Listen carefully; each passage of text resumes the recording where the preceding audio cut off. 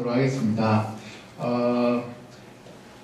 저는 여러분이 진짜 미래지향적인 분들이라고 많이 느낍니다. 가만히 있지를 못합니다. 뭐라도 해야 될 거라고 많이 느껴요. 사실 우리 여러분 그 청년 2부에 있는 나이들의 청년들은 가만히 있으면 막 죽을 것 같은 느낌이 많이 들 거예요. 뭐 안 하고 있으면 앞으로 내가 미래에 어떻게 될까 그런 생각이 들어요.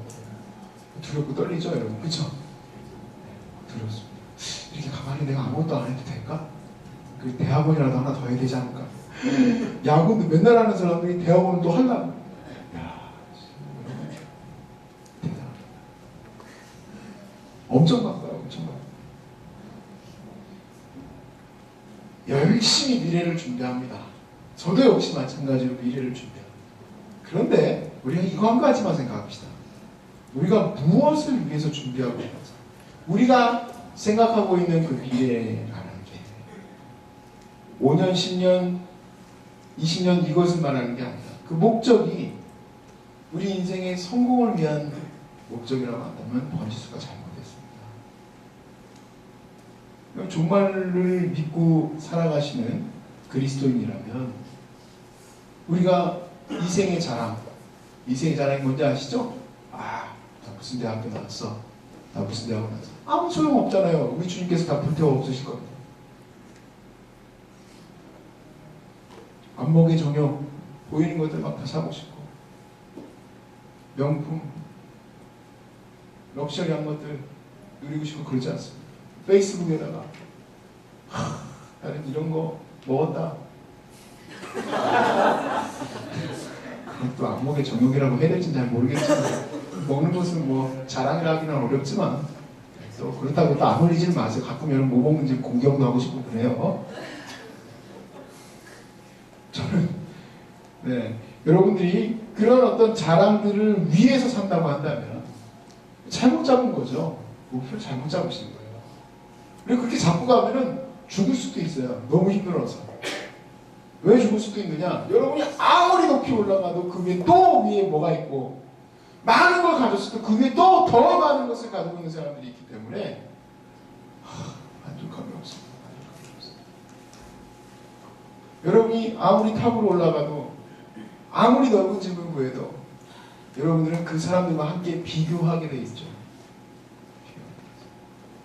절대 밑에하고 비교를 안 합니다. 옆에하고도 비교를 안 합니다. 더 좋은 것을 비교합니다. 그래서 아마 여러분이 아무리 뛰어도 늘 이런 마음이 들 겁니다. 뭔가 뒤처지는 것 같다. 자꾸 뒤처지는 듯한 느낌을 받게 될 것입니다. 여러분, 우리는 그리스도인이라서 이 시대가 세계의 끝이라고 믿습니다. 안 믿습니까? 우리 세계의 끝이라고 믿습니다. 물론 예수님께서 2000년 전에 오셨을 때 자, 이제 세상의 끝이 올 것이다 라고 얘기하신 때부터 지금까지 2000년 동안 세계의 끝입니다. 너무 좀 빨리 오셨으면 좋겠는데 아직도 안 오시고 계시구나 하고 생각하는 분들도 계시겠지만 우리 하나님의 사랑으로 아직은 안 오셨습니다. 그러나 신문에 보면 이번에 칠레에서도 강도가 8쯤 났죠? 지진이 8이 넘었습니다. 저는 8이라는 그 강도가 얼마나 센 건지 조사를 해보고 깜짝 놀랐습니다. 모든 것이 다 박살나는 정도다. 쓰나미가 그 이후에 후폭풍으로 와서 전체 또 배들이며 몸에 다 또 휩쓸고 올라갔다. 물론 그 칠레 쪽 그쪽이 엄청나게 지진이 많이 일어나는 곳이라고 그렇게 또 조사하다 보니까 나오더라고요. 무시무시한 자연재앙이 내년마다 그 빈도수가 내려가지 않아요. 계속 올라가요. 계속.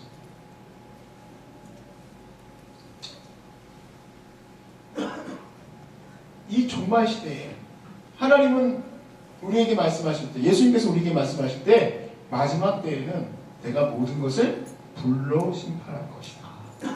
그러나 우리가 하나님의 나라를 바라보면서 불타지 아니할 그 공력이 살아있다면, 우리의 무엇인가가 살아있다면 그럼 하나님께 칭찬받겠죠. 이 종말 시대 속에서 우리가 어떻게 살아야 될까? 왜냐하면 우리는 이 시대의 부름을 받았어요. 여러분이 16세기에 부름을 받았다면 칼빈과 같이 살아야 되겠죠? 여러분이 4세기, 3세기에 부름 받았다면 또 그렇게 살아가야 되겠죠? 여러분이 만약 초대교회 때 부르심을 받았다면 그 시대에 그렇게 살아야 되겠죠? 여러분이 만약 북한에 그리스도인으로 부르심을 받았다면 그렇게 살아야 되겠죠? 그러나 여러분은 이 대한민국 땅에 지금 저와 함께 동시대에 살고 있는 그리스도인으로 부르심을 받았습니다.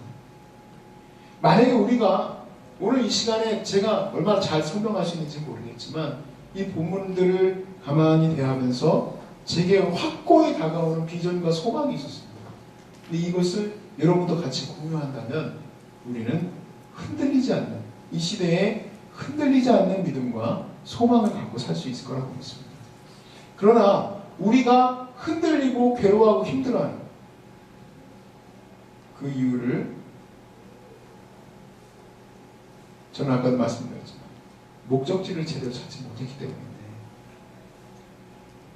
만약에 그렇게 목적지를 잘못 잡고 있으면서도 교회에서 열심히 일하고 있다, 그럼 여러분이 계속 괴로울 거예요. 내가 이 시간에 뭐 하고 있는 건가? 그러나 여러분이 목적지를 바로 잡고 있다면 여러분이 하고 있는 이 모든 성실한 하나님 앞에서의 일들이 하나님 앞에서 축복이 될 줄은 믿습니다. 얼마나 소망입니까? 이런 것들이 우리에게 힘이 된다고 우리에게 주실 것이기 때문에 우리가 기쁨을 발견할 겁니다. 특별히 오늘 이 지체들은 훈련받고 있습니다.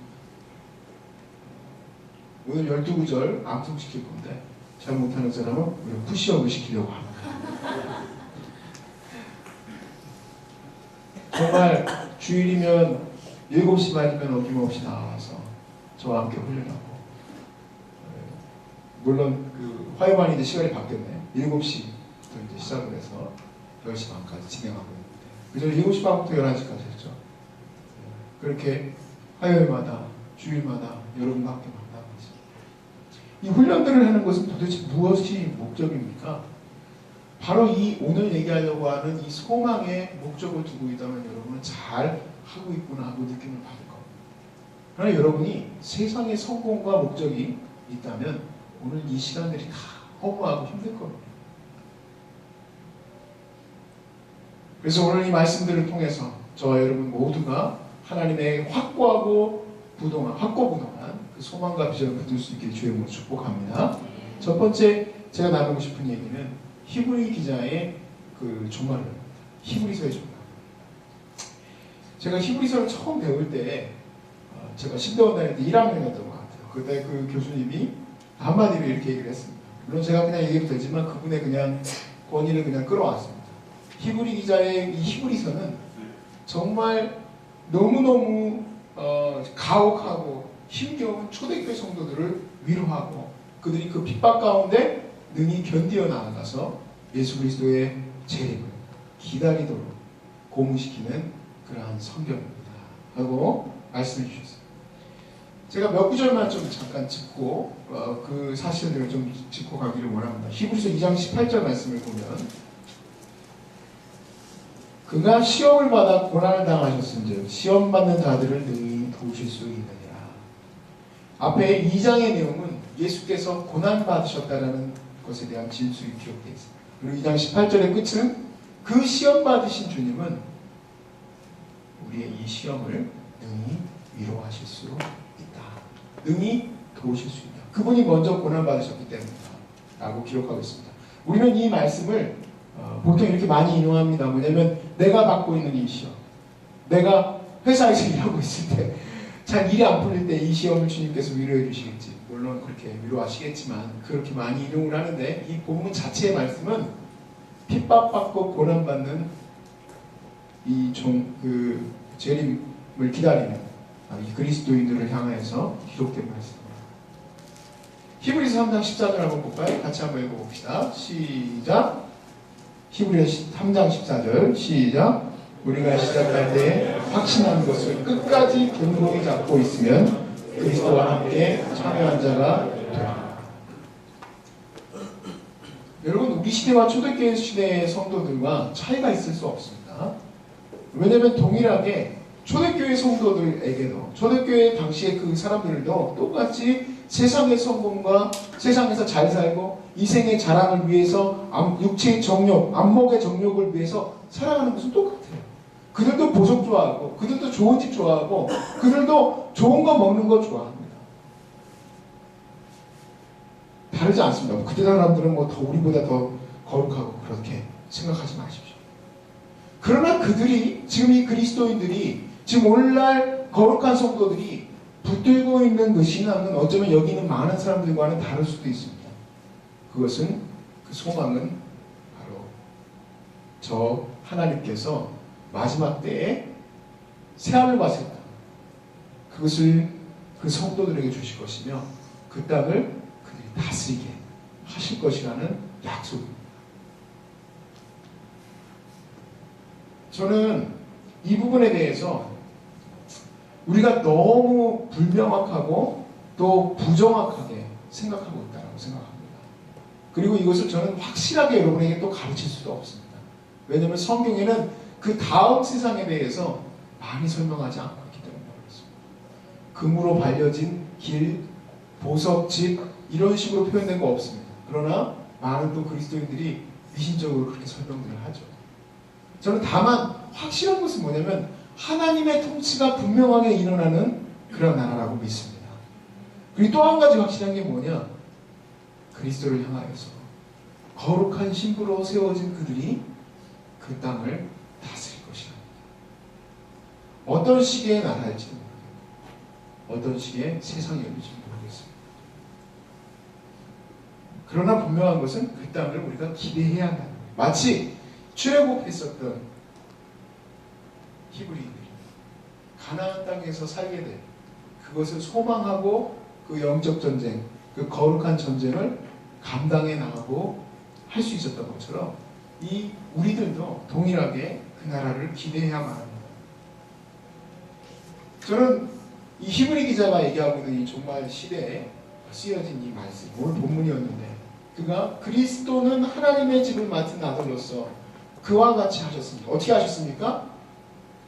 정말 고난 가운데 온전히 서셨고 하나님의 거룩한 소망을 확신하고 끝까지 붙들고 있었기 때문에 우리가 소망의 확신과 자랑을 끝까지 굳게 잡고 있으면 우리는 그의 집, 그의 그 나라의 백성이 될 것이다 라고 쓰여있는 이 말씀을 바라보는 것입니다. 제가 두 번째로 같이 나누기 원하는 것은 이 종말에 대한 얘기를 좀 하고 싶습니다. 예수님께서 가르치신 종말, 최근에 우리가 큐티로 같이 나누고 있는 본문들이에요. 그래서 예수님께서 가르치신 그 종말을 우리가 조금 보도록 하겠습니다. 예수님께서 제자들에게 이런 말씀을 하셨어요. 예루살렘아 예루살렘아 네가 언제까지 하나님께서 보내신 그 자들을 다 죽이려고 하느냐. 그래서 막 슬퍼하시는 모습이 나오면서 이제 멸망할 것을 예언하세요. 그러니까 그 얘기를 듣고 제자들이 놀라서 주님 이런 일이 언제 일어날 것입니까? 하고 얘기했을 때 실제 예루살렘이 멸망할지 AD 70년에 멸망하거든요. 예루살렘이 멸망할 것에 대해서 잠시 예언하시고 그 이후에 제자들이 한 번 더 찾아옵니다. 그리고 주여 마지막 때에는 어떤 일이 있겠습니까? 하고 물으셨을 때 예수님께서 대답해 주십니다. 마태복음 24장으로 우리가 넘어갈까요? 마태복음 24장 25장은 바로 그 마지막 예언에 대한 부분을 기록하고 있습니다. 마태복음 24장 4절에 보면 첫 번째 징조를 하나 얘기하십니다. 첫 번째 징조는 뭐냐? 예수께서 대답하여 이르시되 너희가 사람의 미혹을 받지 않도록 주의하라. 5절에 많은 사람이 내 이름으로 와서 이르되 나는 그리스도라 하여 많은 사람을 미혹하리라. 여러분 얼마나 많은 이단들이 나타났습니다. 여러분 그 인터넷에서 이단의 역사 한번 쳐보세요. 이단이 점점 줄어들고 있을까요? 점점 많아지고 있을까요? 점점 많아지고 있어요. 더 교묘해지고 더 무서워지고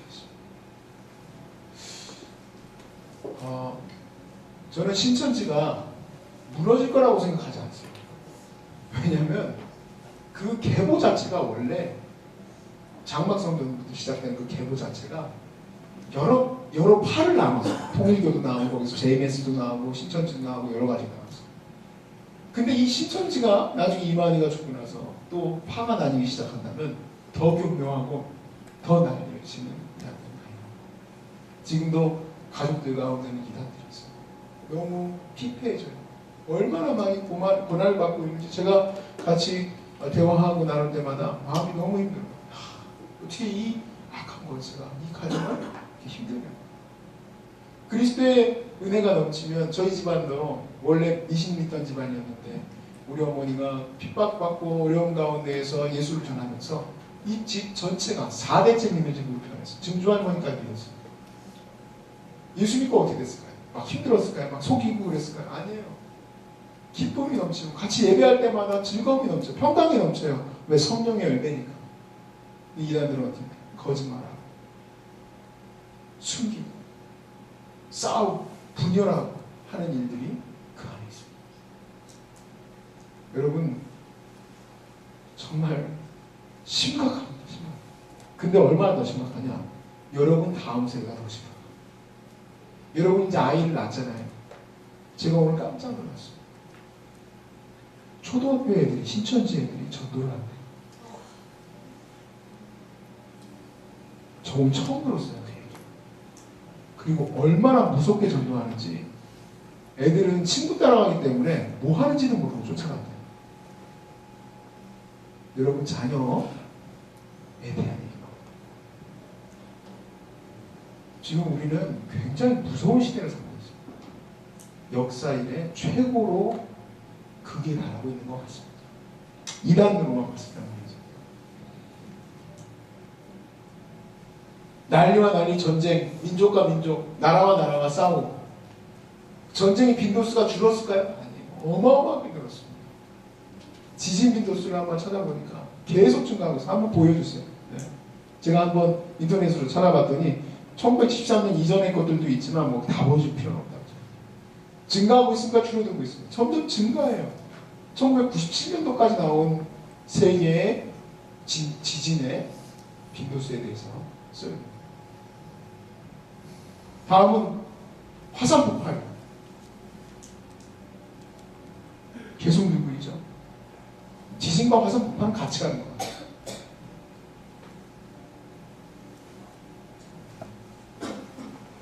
그러나 8절 한번 같이 읽어볼까요? 8절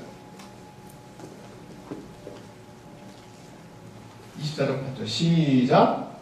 이 모든 것은 재난이 시작이에요.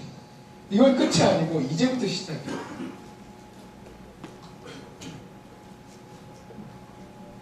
계시록 16장을 한번 보봅시다. 여러분 요한계시록 16장을 한번 보세요.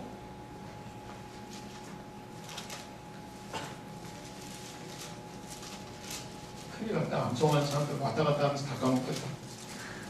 자, 요한계시록 16장 1절입니다. 다 찾으셨죠? 같이 읽어볼까요? 시작.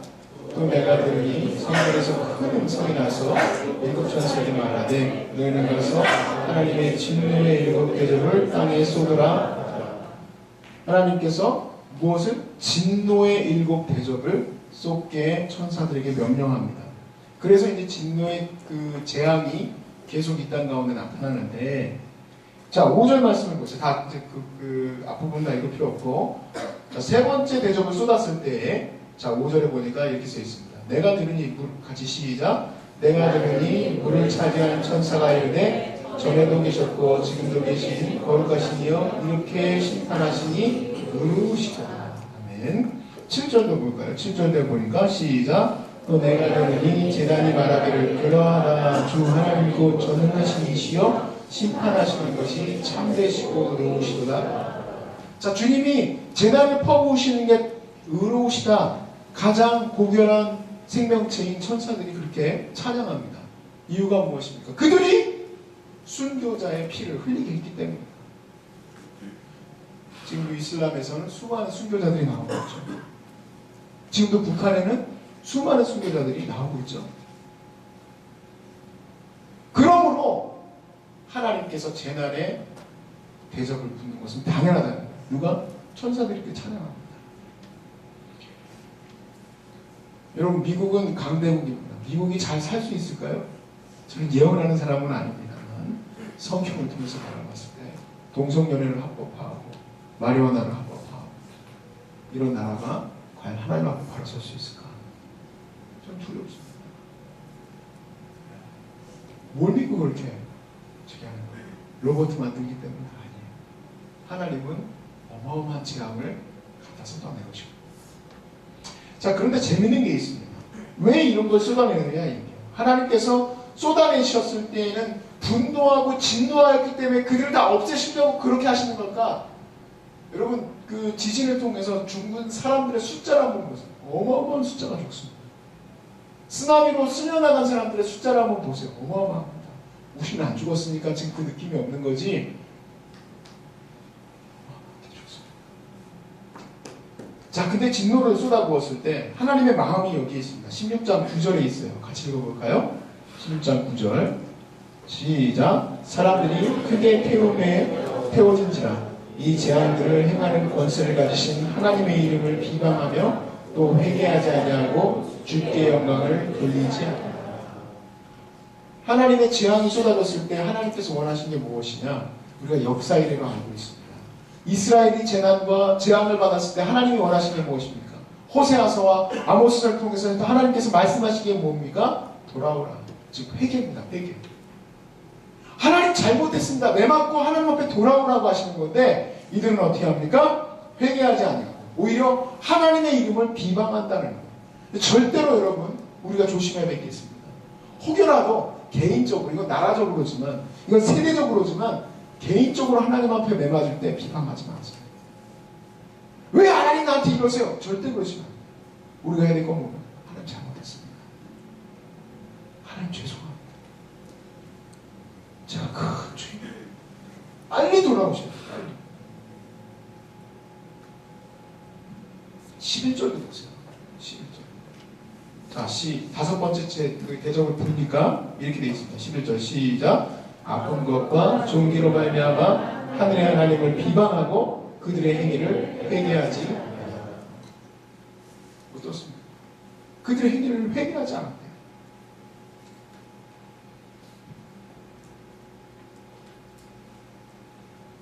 그러나 7개의 대접에서 진노의 대접에서 그것을 다 쏟아부어도 그것은 아직 재난의 시작이에요. 진짜 무서운 것은 마지막.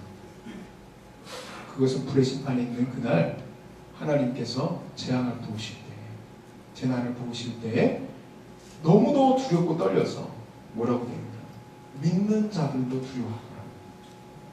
믿는 자들은 두려워하도록 써놓으신 것이 아니에요, 여러분. 저와 여러분은 하나님의 거룩한 백성들은 이 말씀은 우리에게 오히려 소망이 돼야 됩니다.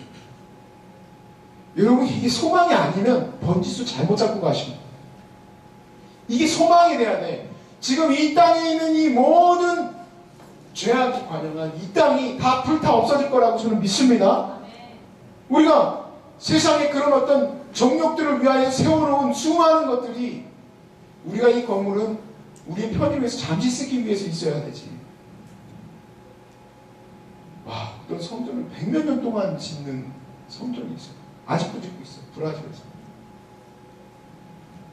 무엇을 위해서 그렇게 하고 있을까요? 여러분, 하나님께서 예수님께서 가르치신 종말에는 어마어마한 재앙에 대해서 우리에게 얘기하고 계시지만 또 한 가지가 뭐냐면 더디오심에 대해서 얘기하고 계세요.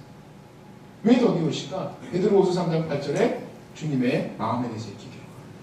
너희를 대하여 오래 참으사 아무도 멸망하지 아니하고 이유는 다 회개하기에 이르기를 원하십니다.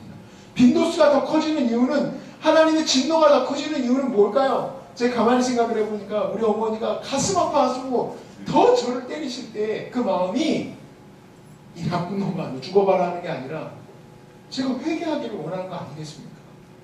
이 마지막 때에 하나님이 이 세대를 향해서 어떤 마음을 갖고 계시는 겁니까? 돌이키기를 원하신다는 거예요. 주님의 마음은 하루가 천년 같고 천년이 하루 같다.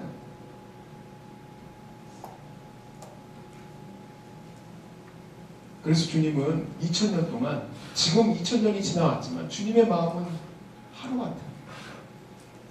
너희들 왜 이렇게 말하는 거야? 하고 지금도 회개하기를 원하고 계십니다. 저는 오히려 2000년이 지나갔지만 하나님의 마음을 한결같고 또 우리에게도 동일하기 때문에 오늘일지 내일일지 오히려 더 모르는 것 같아요. 우리가 오늘일지 내일일지 몰라요. 우리가 이 시대의 종말에 대해서 더 나눠보기를 원합니다. 세 번째로 넘어가주세요. 그러면 이 종말의 시대에 우리는 어떻게 하고 살아야 되느냐? 시한부 종말론자들은 여기 가운데서 혹시 그런 마음을 갖고 있는 사람도 있을지도 몰라요. 제가 어떤 분의 그 얘기를 듣다 보니까 너무 규모 없는 계획을 잡는 분들이 계시더라고요. 우리는 계획을 세워야 합니다. 우리는 앞으로 나아가야 될 나라에 내 삶의 미래를 준비해야 됩니다. 근데 시한부 종말론을 갖고 있는 사람들은 어떻게 하느냐? 다 필요 없답니다. 오직 하나님의 나라를 위해서만 살아야 되겠다. 그래가지고 모든 것을 다 때려 엎고 그냥 그것만 해야 된다. 아니죠.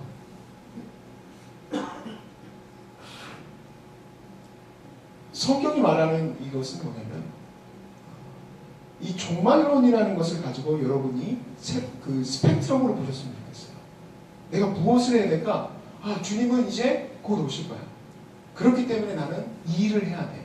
하는 그 마음이 있어야 된다. 다 필요 없고 이것만 해야 돼. 그게 아니라 내가 이 일도 하나님께서 내게 주신 거고 저 일도 해야 되는데 그 이유는 마지막 때에 주님께 나가기 위해서 이 일을 해야 되겠다. 내가 마지막 때에 주님 나라를 세우기 위해서 내가 이 일을 감당해야 되겠다. 라고 여러분이 해낼 수 있다는 겁니다. 그 결산 본다는 건데 이것만 포인트를 안 두고 계시면 돼요. 이 세상에서 불타 없어질 성공을 위해서 살아봐야 주님 앞에서 아무 결산도 받을 게 없어요. 그런데 우리가 마지막 때를 바라보는 사람들은 주님께서 잘했다 충성된 내 종아 하실 것을 바라보면서 우리가 기대하고 사는 거라는 얘기입니다. 그것을 우리가 염두하고 살아간다면 오늘 계획을 무슨 계획을 해야 될까? 제가 마태복음 24장에 나와 있던 본문 중에서 25절의 본문을 봤을 때 그렇구나. 우리 주님께서 원하시는 것이 이거구나 하고 다시금 보게 됩니다. 자, 우리 마태복음 24장 25절로 다시 한번 갈까요?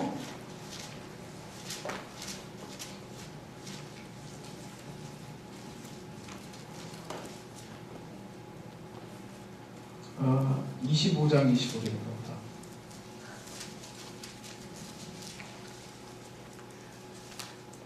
죄송합니다. 24장 45절이에요. 왜 이럴까요? 왜냐하면 제가 잘못 쳐놨기 때문에 그렇죠. 24장 45절 같이 시작. 충성되고 지혜 있는 종이 되어 주인에게 그 집사람을 맡아 때를 따라 양식을 나눠줄 자가 누구냐. 충성되고 지혜로워서 마지막 때를 준비하고 있는 그 주님의 종들은 어떤 모습을 갖고 있느냐. 이 마지막 때에 때를 따라서 그 집사람들, 즉 하나님의 백성들이 필요한 것들을 양식을 나눠주는 일을 하는 사람이라는 거예요. 저는 그렇게 생각했을 때 모두가 접근법이 다 다르다고 생각해요. 어떤 하나에만 포인트가 있는 것이 아니라 다 전도하고 다니는 그런 것이 아니라 하나님 나라의 여러 가지 스펙트럼이 종말을 가지고 볼 수 있다는 겁니다. 다만 접근법이 다르다면 자기만 위해서 사느냐, 자기의 성공을 위해서 사느냐 아니면 남을 위해서 사느냐의 차이겠죠.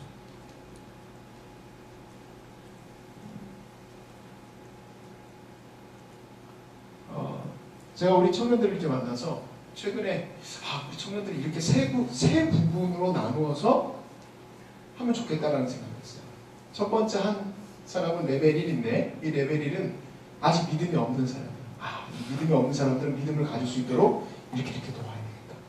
두 번째 부류는 믿음은 생겼었으나 뭐냐면 구원의 확신 이후에 전혀 삶이 변하지 않는다. 그래서 믿기 전과 믿기 후에 삶의 변화가 없는 사람들. 이 사람들은 내가 이렇게 성숙시켜야 되겠다. 이 세 번째 사람들이 누구냐면 교회에서 봉사도 열심히 하고 또 사람들 앞에서는 참 밝은 미소도 짓고 있지만 세상에 나아가면 세상 사람보다 더 못되게 사는 사람들이 있어요. 소위 말해서 썬데이 크리스천이죠. 이유가 뭘까? 아웃풋이 안 됩니다. 즉 세상에서 제자로서 살지 못하고 그것을 위해서 여러분이 훈련받고 있는 거예요. 여러분을 세상으로 파송시키려고 하는 거예요. 여러분이 훈련받고 무엇을 하는 거냐? 교회에서 불편하고 힘겨운 자들을 맡아서 갈 수 있도록 훈련받는 거예요. 예전에는 나의 친구들만 바라봤다면, 나하고 편한 사람들만 바라봤다면, 이제는 불편하고 힘겨운 사람들에게 무엇을 나눠줍니까? 하나님의 말씀의 양식, 필요한 것들의 양식을 나눠주는 사람이 되게 하기 위해서 훈련받고 있어요. 왜 훈련받아야 되냐면 쉽지가 않기 때문에 그래요. 그 일이 말처럼 쉽지가 않기 때문에 그래요.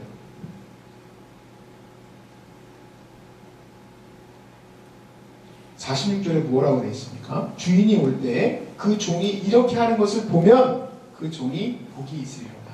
그래서 주님 오실 날을 우리가 언제인지 알 수 없지만 주님이 오실 때쯤에 딱 그것을 보면 어이구 야 유구야 네가 열심히 그걸 하고 있구나. 예, 복이 있다니. 자기의 성공과 자기 유익만을 위해서 살아가고 있다가 주님이 딱 오면 어떻게 될까요? 도망가야지. 아이고 큰일 났다. 주님 오셨다. 좀 늦게 왔었어야 돼. 내가 요거까지만 내가 하고 사실은 내가 세상을 내가 잘 해보려고 했는데 어떻게 내가 지금 요거 공부만 다 끝나고 나면 내가 열심히 봉사하려고 했는데 근데 주님 벌써 오셨으니까 그러면 안 된다는 거죠.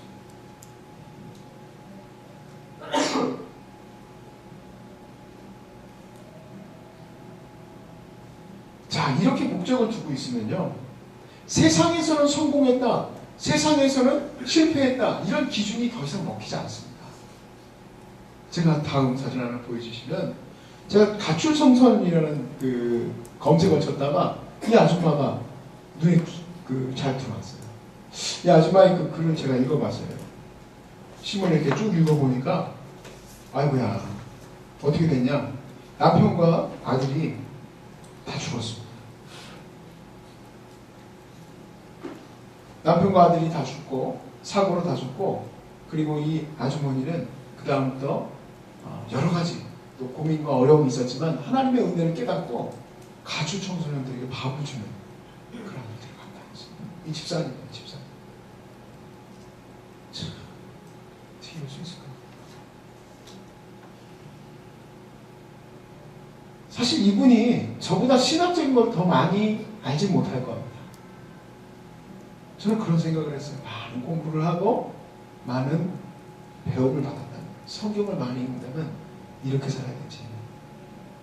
이렇게 살아야 되지. 천국에서 아마 나중에 우리 주님 오셨을 때 많은 청소년들이 엄마라고 생각하고 고맙다고 생각하고 자기를 구원해 줘서 너무 고맙다고 생각하고,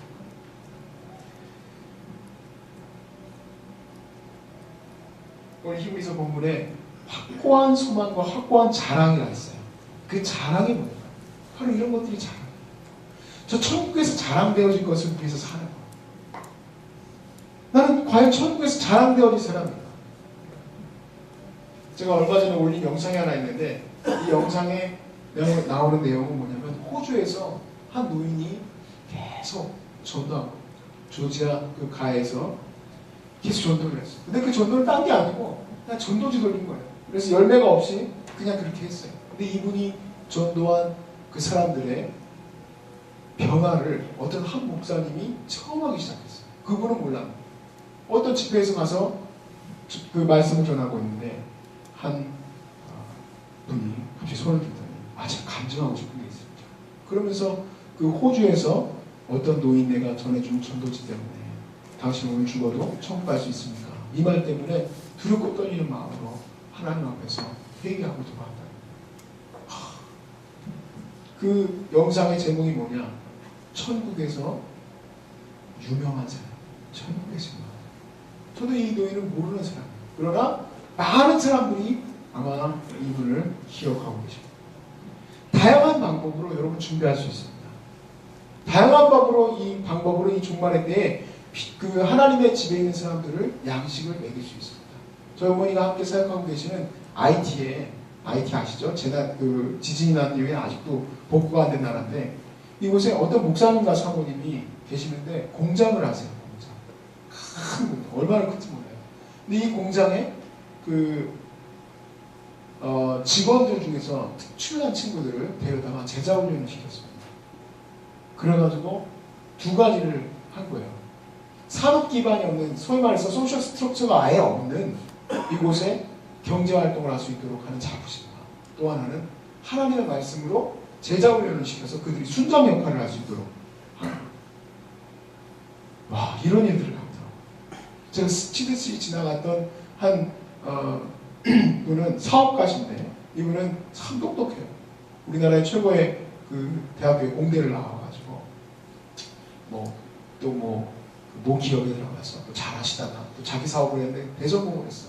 근데 그때까지는 그리스도인이긴 했는데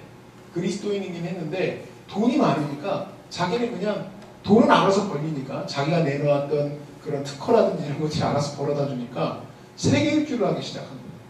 그래서 한 30개국쯤 갔을 때 깨달았대요. 이건 뭐 중국에서 밥 먹는 거나 일본에서 밥 먹는 거나 브라질 가서 밥 먹는 거나 다 똑같대요. 어차피 패스트푸드 먹어야 된대. 그리고 다 호텔에서 자야 돼요. 그 호텔이 그 호텔이고, 맨날 가는 호텔도 뭐 예를 들면 할로데이 인, 여기도 할로데이 인, 저기도 할로데이 인, 다 거기서 그 나라가 다 같은 거예요. 그러다 보니 이게 뭐 하는 건가 하는 생각이 들고 나서는 하나님 앞에서 크게 회개하고, 그분이 갖고 있는 그 지식과 기술을 가지고 뭘 하기 시작했냐, 카자흐스탄에 들어갔어요. 카자흐스탄에 들어가가지고 전도하면 안 됩니다. 절대 청년들한테 전도하면 안 되는데 가서 크리스천으로서의 삶을 보여줍니다. 자기가 크리스천이라는 것은 얘기할 수는 있지만 전도는 못해요. 그래서 그것을 가지고 거기 있는 청년들에게 기술을 가르치고, 또 그리고 사업을 만들어주고 하면서 복음은 전파하지 않지만 그렇게 있더라고요. 그런 것에 대해서 비판하는 분들도 있어요. 왜냐하면 복음 전파하지 않으면서 그렇게 있는 것이 과연 복음 전파에 힘이 되겠느냐 하는 얘기를 해요. 그러나 그분의 마음은 그 마음이죠. 주님 오실 때 제가 주님 마음 가지고 이렇게 기다리고 있었습니다 하는 그 마음으로 뭐든지 준비하십시오. 무엇이든지.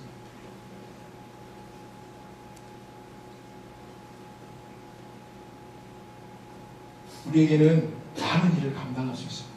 그런데 마음속에 생각했을 때 나는 능력이 없어서 아까 그 얘기했던 분 최고의 공대를 나오고 그랬고, 아까 아주머니는 그렇긴 하지만 그렇게 생각할지 몰라요. 주님은 얘기하실 때 뭐라고 하느냐, 충성된 종은 다른 데 충성된 게 아닙니다. 따라합시다. 적은 일에 충성된 자예요. 여러분에게 맡겨진 그 일들과 그 시간과 그 삶이 왜 그렇게 바쁩니까? 제가 물어보고 싶어요. 다시 한번 여러분이 물어보세요. 무엇을 위해서 이렇게 마음에 조급하고, 무엇 때문에 내 마음이 이렇게 힘겨운가? 그 힘겨움이 혹시 진짜 주님의 나라를 준비하기 위해서 힘겨운 겁니까? 아니면 세상의 성공을 쫓아가려고 하다 보니까 안 돼가지고 그런 겁니까?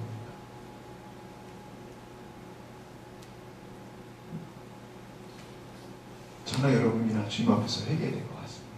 우리의 부르심은 무엇입니까? 자기에게 충성합시다. 그리고 우리에게 맡겨진 영혼들의 필요한 것들을 돌볼 수 있게 주의 이름으로 축복합니다.